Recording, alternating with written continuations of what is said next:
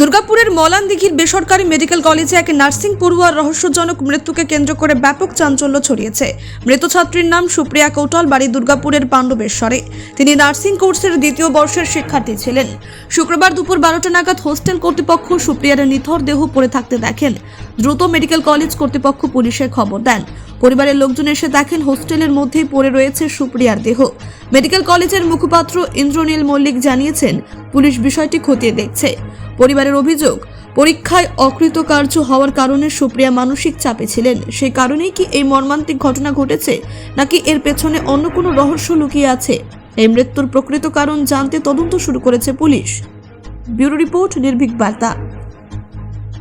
Phone করে বললো আপনার খুব সিরিয়াস আছে, আইসিইউতে ভর্তি আছে, আপনার তাড়াতাড়ি আসুন। এইটুকু বলে। কি বললো? আইসিইউতে ভর্তি আছে, শরীর খারাপ আছে, তাড়াতাড়ি আসুন। কোন কলেজে পড়তো? এই আইকিসুটিতেই পড়তো। সনকাতে। কি নিয়ে পড়াশোনা করতো?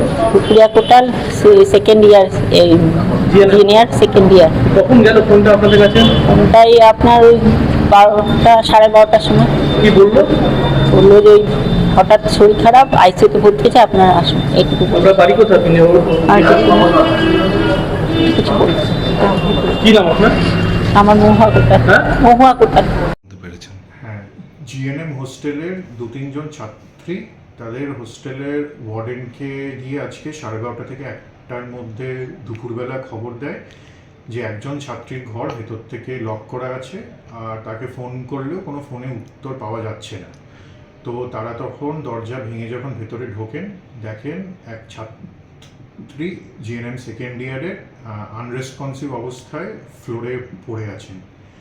তখন তাকে উদ্ধার করে ইমিডিয়েটলি সনকা হসপিটালের এমার্জেন্সিতে আনা হয়। এমার্জেন্সিতে এনে এখানে উনি ব্রড ডেড ডিক্লেয়ার্ড হন। তো আমরা ইমিডিয়েটলি পুলিশ প্রশাসনকে ইন্টিমেশন পাঠিয়েছি অ্যান্ড পুলিশ অলরেডি ইনভেস্টিগেশন শুরু করে দিয়েছে।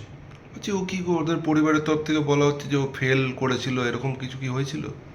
দেখুন, সেরকম আমাদের তরফ থেকে এখন কিছু জানার নেই। সেটা রেজাল্টের অ্যানালিসিস না হলে তো, ওর পরীক্ষার রেজাল্টের কিছু ইয়ে না করলে তো আমি জানতে পারবো না, বা তার ইনফরমেশন বার না করলে।